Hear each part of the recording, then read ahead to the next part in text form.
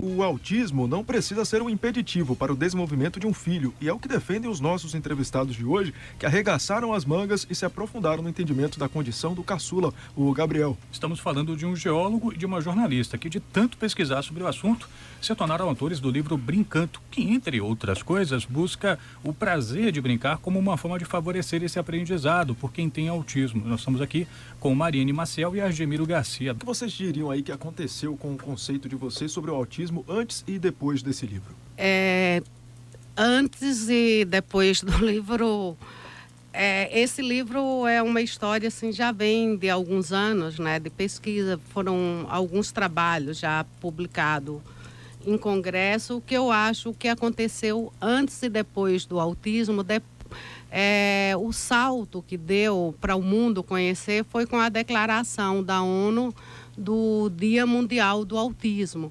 Acho que uma condição que era pouco conhecida, apesar de ser uma síndrome que dá, acho que é 4 vezes mais do que síndrome de Down, né? Afeta bastante pessoas, mas é muito pouco conhecida, né? Hoje se fala em 1 a cada 88 pessoas, mas médicos, educadores e as pessoas em geral conheciam pouco. E a partir de 2007, que a ONU declara o dia 2 de abril como Dia Mundial, e passa-se a ter eventos no mundo inteiro, o autismo começa a ser mais conhecido, hoje sendo tema de novela, já foi filme, né, há alguns anos atrás, como Meu Filho, Meu Mundo, que é uma história parecida com a gente, que são os pais que também procuram a intervenção para o filho, que cria um método também baseado um pouco na ludicidade. O nosso é ludicidade e música, o deles é mais na ludicidade, que é um casal americano, e depois o He-Man, né, que agora também é uma peça de teatro, mas o que passa, mesmo assim, ainda hoje, muitos pais têm que sair do luto e à luta para procurar. Você falou em He-Man, né, aquele filme com o Dustin Hoffman. Eu fiquei pensando só no filme O Olho de Lorenzo, que é um filme dos anos 90, com o Nick Nolte e a Susan Sarandon. A situação é muito diferente, né? Muito diferente, né? O filho deles tinha uma condição degenerativa, uma situação muito diferente, mas da mesma forma que os pais correram atrás, foram pesquisar, foram ter protagonismo sobre aquela situação. Fico me perguntando se nesse curso, assim, de ficar buscando informações, ouvir uma coisa de um médico, desconfiar e querer buscar por conta própria, ou querer se inteirar mais, se vocês tiveram resistência até da própria comunidade que se dedica a esse tipo de situação, a esse tipo de condição. Bom, a realidade de você ter um filho autista, há 20 anos atrás, Gabriel tem 20 anos, não mudou tanto assim em alguns aspectos, né? Hoje em dia já se fala abertamente em autismo, mas até é engraçado a gente ver pessoas escreverem autismo com L, né? Autismo é com U, né? A pessoa voltada para si mesmo, e que é um equívoco, inclusive, esse conceito. A gente percebe que fica batendo cabeça. O que meu filho tem? Por que ele está diferente? Por que eu chamo ele e não olha? Né? E aí fica procurando. Cai nessa que a Mariane falou, que é um luto. De você não saber o que o filho tem e ficar de médico em médico, de especialista em especialista, procurando uma coisa ou outra. É uma história que a gente chamava de via crucis, alguns anos atrás, até descobrir um diagnóstico. E esse diagnóstico apontar para nada, porque não se tinha alternativa. Muita gente ainda hoje fala assim, eu quero um remédio para curar meu filho, né? Mas o que a gente aponta no nosso livro é que justamente, se não existe um remédio, não existe uma droga que você vai dar para a criança, não vai ter a pílula do Dr. Caramujo que fez a Emília falar, para essa criança passar a se comunicar. Existe uma série de ações que você pode fazer para a criança ser feliz, para se desenvolver como cidadão, para aprender a se comunicar. Existem vários casos de sucesso em que essa pessoa autista se desenvolveu e aprendeu a se comunicar, se socializou e foi tocando a sua vida. Como é que vocês perceberam essa condição? Acredito que muitos pais agora estão bem atentos a essa entrevista, porque podem estar suspeitando que os filhos tenham essa condição também. Como foi que vocês perceberam? Quais foram os primeiros sinais que despertaram aí o interesse de vocês por procurar especialistas, procurar médicos, procurar essa definição do que estava acontecendo? Olha, o autismo é uma síndrome que ela se manifesta ao nascer ou até os 36 meses, né? No caso do Gabriel, ele desenvolveu normal, o que se fala, dentro dos parâmetros normais, né? Ele falou, ele interagia socialmente. E a gente mudou para Salvador e nesse meio tempo o Gabriel teve uma virose. Quando ele saiu do hospital, ele começou a se isolar e foi parando de falar. Isso com quantos anos? Ia fazer 2 anos, né? Então até os 36 meses. E quando a criança já nasce autista, até umas características. É aquela criança normalmente que chora muito, ou então aquela criança que muitos pais pediram a Deus, que você bota no berço e pode deixar lá o dia inteiro que ele não abre a boca, é um extremo ou outro. Se a criança apresentar esses sintomas, é bom já procurar um médico, procurar um psiquiatra, um neurologista e fazer uma avaliação. A gente fala também dos movimentos antecipatórios, quando você chama a criança, né? Quando você dá o braço, a criança com poucos meses ela já se atira para alguém conhecido, ela rejeita quem não é conhecido. E a criança com sintoma de autismo, ela não tem o que a gente chama de movimento antecipatório. Nem ela vai para o conhecido, para o querido, e nem ela a pessoa rejeita. vai interpretar isso como uma indiferença. É uma indiferença, né? Então tem esse. No caso do Gabriel, ele teve todo esse desenvolvimento. Ele era uma criança super sorridente. Até eu tinha uma vizinha, a gente morava no interior do Rio, que disse que nunca viu uma criança tão sorridente na vida. Aí, de repente, esse menino para. Ele para de falar, ele para de interagir e a gente procura, né? Neurologista, o pediatra. Vai, psicólogo, mãe, isso não é nada, daqui a pouco passa, é o nosso 4º filho, né? São 3 homens e uma menina, né? Uma menina que foi colega de vocês aqui, né? E o pessoal falava, não, bota numa escolinha, né? Daqui a pouco volta, não é nada. E a gente agoniada, era o nosso 4º filho, não é nada, não. Nenhum teve esse desenvolvimento e essa regressão. Eu fico imaginando aqui como é que se desdobra o comportamento dos médicos, de alguns médicos, de alguns especialistas, vamos dizer assim, entre aqueles comportamentos que não ajudam propriamente e aqueles médicos que mais que isso, que acabam atrapalhando. A gente estava dando uma fuçadinha no blog Crônica Autista, que eu acho que é o Agemiro que mantém, não é isso, Agemiro? É isso. E tem um ponto lá em que você comenta de alguns métodos que são física ou mentalmente nocivos para o autista. Do que a gente está falando exatamente? São coisas que ainda hoje são utilizadas, estão em voga? Como é que é isso? Esse texto que você está citando foi uma tradução que a gente fez de um artigo que saiu nos Estados Unidos de um grupo de autistas de alto funcionamento, alto desempenho. Alto desempenho. São autistas que conseguem conversar, que conseguem ter uma vida profissional, inclusive São alguns... jornalistas. Existem jornalistas autistas e até alguns, inclusive, acabam sem diagnóstico, né? Tem um livro chamado Olhe nos Meus Olhos, que é sobre um homem que foi diagnosticado como autista aos 41 anos de idade. Ele trabalhou como engenheiro de som da banda Kiss. E veja, ali os autistas de alto funcionamento, eles reclamam. Por quê? Porque no desespero, no afã de procurar uma saída para o filho, acreditando que precisa de uma cura, que aquilo é uma doença que precisa de uma cura, tem pais que aceitam fazer dietas restritivas, aparecem os modismos. Há pouco tempo estava se falando em dar leite de camela criada na Holanda. Não é brincadeira, não. Estava a gente importando leite de camela criada na Holanda. Eu friso, criado na Holanda, porque não podia ser o leite da camela criado em Natal, né? Ou tem gente que aplica medicações assim. Surge uma hipótese de que o autismo foi causado por uma contaminação por mercúrio, então eles aplicam um tratamento chamado quelação, que é um tratamento à base de um ácido orgânico violento para retirar um pretenso mercúrio que estaria no corpo da criança. Que é proibido no Brasil. Aquela ação no Brasil, ela é restrita a quem tem realmente uma contaminação por mercúrio ou chumbo e causa um impacto no organismo da criança, porque na falta de mercúrio e de chumbo, o agente quelante ele vai tirar cálcio e a criança fica debilitada de cálcio. Teve pelo menos uma morte sabida nos Estados Unidos de um menino que o médico aplicou aquela ação e o menino veio até uma parada cardíaca, né? Além disso, existem tratamentos que são assim extremamente punitivos, né? Nos anos 70 se aplicava choque na criança e na Austrália ainda hoje, alguns anos atrás, ainda hoje se aplica. Alguns anos atrás a gente lê um artigo de gente defendendo que quando a criança chamasse a criança não olhava, então dava um eletrochoque na criança para a criança olhar para, né?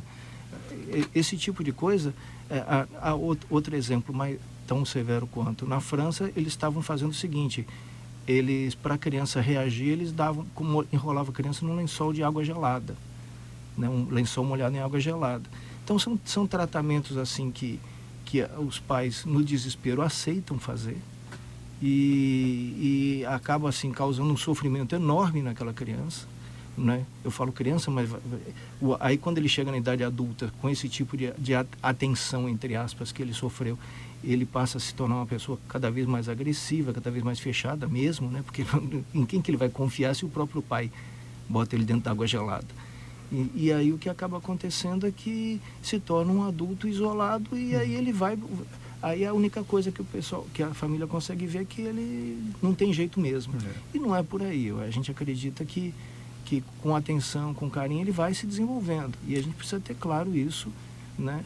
Não existe milagre, a gente não acredita que possa, assim, do nada conseguir muita coisa, mas a gente vai trabalhando e desenvolvendo no objetivo de que se torne uma pessoa feliz, né? A gente vai continuar esse assunto, vai continuar conversando daqui a pouco aqui no Frequência Baiana, um pouco mais com a Gemiro Garcia, que estava falando agora, e também a Mariane Maciel, eles que vão falar um pouco mais com a gente sobre autismo, de tanto pesquisar sobre esse assunto. Ela que é jornalista, ele que é geólogo, acabaram se tornando autores do livro Brincanto, que, entre outras coisas, busca o prazer de brincar como uma forma de favorecer o aprendizado de quem tem autismo. Daqui a pouco mais informações sobre isso. Hoje aqui em nosso estúdio, Mariane Maciel e Argemiro Garcia, autores do livro Brincanto. Estamos aqui falando sobre autismo, já que eles trazem nesse livro que foi lançado ano passado a experiência que eles tiveram com um filho e tentam mostrar essa possibilidade de se desenvolver uma pessoa que tem essa condição através de recursos lúdicos que vão desde a brincadeira até a música. Vocês diriam que esse método ele consegue ter melhor eficiência quanto mais cedo for aplicado? Como é que isso funciona? Olha, a gente já, além do Gabriel, né, que a gente trabalhou empiricamente, assim, desde de pequeno, a gente trabalhou com outras pessoas. Eu cheguei a trabalhar com pessoas com 29 anos, com 30 anos e teve melhora, né? Porque por exemplo, você trabalha quando você trabalha brincando, com música, a pessoa trabalha com prazer, né? Então, acho que o sistema límbico está aberto e as coisas fluem mais facilmente, né? Então, você está brincando, você não nota que você está fazendo uma atividade. Então, a pessoa absorve muito melhor. Então, peguei meninos, rapazes de 30 anos, que não conseguiam ficar 10 minutos em uma atividade, da gente ficar 2 horas, porque não é só a brincadeira e a música, é a brincadeira e a música que ele gosta. Então, se o menino gosta de MPB, eu vou procurar o repertório de MPB que ele gosta e trabalhar em cima. Se ele gosta de coisas azuis, eu vou procurar tudo que tem azul e em cima da música e do que ele gosta, do azul, como é o caso desse garoto, e trabalhar. Então, você consegue uma concentração, porque é em cima daquilo que a pessoa gosta. Então, é o prazer de você em cima de né, de materiais que a pessoa gosta. E cada sujeito é um sujeito. Então, é o que eu falo. As pessoas falam, vou pegar isso e fazer para fulano. Às vezes não dá certo. Eu posso pegar, fazer todo um material para aquele menino sem conversar com a família, sem saber. A família é base muito importante, porque ela vai trazer o que aquele sujeito gosta, né? E para você poder desenvolver a coisa com prazer para quem trabalha e para quem está sendo desenvolvido o trabalho. Falando então, em família, nesse ponto que você tocou agora, um livro como esse que propõe um método educativo para os filhos autistas, em boa medida também propõe um aprendizado para os próprios pais e para outros familiares também. O que é que vocês diriam que há de mais desafiador naquilo que os pais e outros familiares devem também aprender nesse processo? O filho está presente em todas as atividades. Lembrar que ele é um membro da família e cada atividade que você for fazer em casa, na rua, sempre está com aquele sujeito e aproveitando essas oportunidades como aprendizado, né? O que a gente fazia muito com o Gabriel, né? A gente ia para o consultório da Fono, a gente ia no caminho brincando com ele, mostrando as tampas de bueiro. Olha o bueiro da Embasa, é o quê? É um retângulo ou um círculo? Né? Vamos pular o retângulo, vamos pular o círculo. Você está brincando e dando uma informação. Né? Hoje o Gabriel sabe muito geometria em função dessas brincadeiras. Né? E ao mesmo tempo você está trabalhando com letramento. O que está escrito ali? Coelba, Embasa, na época telefônica. É o cabo de que você vai trabalhando, né? As tampas dos cabos na rua. Você vai aproveitando tudo para trabalhar com a criança brincando, com a criança ou com o adulto, né? Quando a gente escreveu esse livro, a gente não quis retratar assim a história do que a gente fez com o Gabriel. Tem muita história. Era assim, a gente vê. Mas a gente quis realmente relatar um método, né? Isso, uma especialista brasileira que trabalha na Suécia, ela conheceu a gente em 2002 e virou para a Mariana e falou assim, por que vocês não escrevem esse método? E foi aí que a gente começou a publicar artigos e fomos pesquisando, procurando uma base teórica não só para autismo, mas o que é o aprendizado, o que é a socialização, né? A gente procurou teorias sobre essas questões aí para montar esse livro. E aí a gente foi entendendo o que a gente estava fazendo, foi entendendo como é que uma criança se torna um cidadão, como é que aquele bichinho que é um bichinho pequenininho, gorduchinho, careca e banguela, né? Como é que ele vai se tornar um ser humano adulto, capaz de conversar, capaz de interagir com as pessoas? A gente tinha que entender isso para entender o que a gente estava conseguindo fazer e para onde é que a gente iria.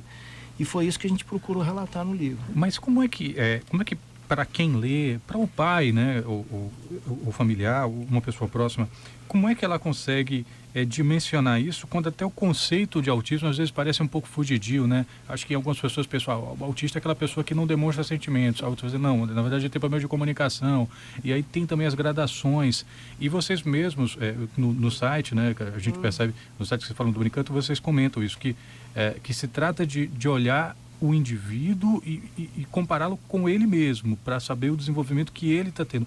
Isso dificulta um pouco o pai a ter uma referência de como é, pô, estou caminhando certo, o meu filho está indo bem, minha filha está indo bem? Olha, eu acho que é o contrário, né? Eu acho que, modéstia à parte, a gente escreveu um livro bem fácil de ler, né? Bem claro, né? E assim, a gente procura sinalizar, olha o que seu filho tem e para onde é que ele está indo. Acompanha isso. Procura entender o que ele gosta, né? Não adianta a gente ver... A gente sempre participou há muito tempo a gente participa de redes sociais. Desde 2001 a gente participa de redes sociais quando não tinha Facebook, mas tinha Yahoo Grupos, tinha... E aí tinha famílias relatando assim que a criança não queria comer uma coisa e aí ele ia futucar e ia descobrir que ele não gostava da cebola. Então, para que eu vou forçar a criança a comer a cebola se ela já está com dificuldade de comunicação e ela chora, se joga no chão, porque é a forma que ela tem de se comunicar. Então, a gente começou a apontar nesse sentido e começamos a entender, né? Tem gente que fala assim, você está mimando o seu filho? Não, eu estou procurando entender o que ele é capaz de se comunicar, né, Maria? Eu acho que um dos receios aí de muitos pais agora que estão nos ouvindo também é que o que se tem muito em torno dessa condição do autismo é de que esse menino, essa menina não é capaz de demonstrar afeto. O que é que vocês têm a dizer sobre essas questões que acabam preocupando algumas pessoas que não estão muito a par do que realmente é? Essa é uma dos maiores mitos, né? E que é terrível, porque o autista, ele é extremamente afetuoso. Quem convive com autista sabe.